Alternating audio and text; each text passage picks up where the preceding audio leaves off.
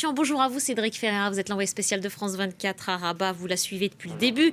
Cette compétition, le moins que l'on puisse dire, Cédric, c'est que la pression monte là, à quelques heures du début de ce duel.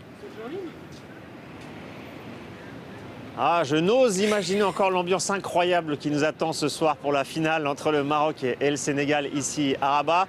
Actuellement, nous nous trouvons en centre-ville. Ça y est, l'ambiance commence à monter gentiment. On voit des vendeurs ambulants qui vendent drapeaux, écharpes. Et vous êtes là, bien sûr, les trompettes pour faire du bruit dans les stades aux couleurs du Maroc et du Sénégal. Ici, tout un peuple, il faut le comprendre, attend ce sacre à domicile en Coupe d'Afrique des Nations depuis 50 ans.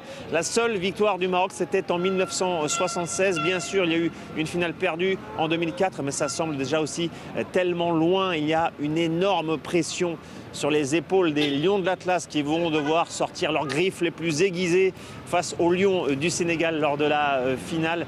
Une pression terrible parce que c'est l'objectif fixé par la fédération marocaine.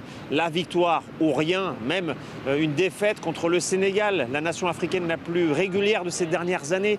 Le Sénégal qui dispute sa 3e finale lors des 4 dernières éditions. Même une défaite contre eux, ce serait vécu comme un échec ici au Maroc par tous les Marocains que nous avons rencontrés, de Casablanca à Rabat ou à Tanger où nous sommes allés. Le discours est le même, la coupe doit rester à domicile.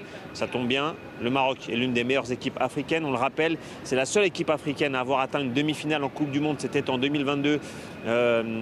C'était en 2022, c'est-à-dire il y a 4 ans maintenant. Sous les ordres du sélectionneur Walid Regragui. Beaucoup de pression sur les épaules de Walid Regragui. Mais il a des armes. Il y a le capitaine Achraf Hakimi qui sera présent. Brahim Diaz, l'attaquant en pleine forme. 5 buts marqués pour lui jusqu'ici. Brahim Diaz, actuel meilleur buteur de cette CAN. Mais en face, le Sénégal a Sadio Mané, l'un des meilleurs joueurs africains de l'histoire. Il avait gagné la CAN en 2022 avec le Sénégal. Il va disputer son tout dernier match de Coupe d'Afrique des Nations. Sadio Mané, il l'a annoncé. Et il espère gâcher la fête des Marocains tout à l'heure.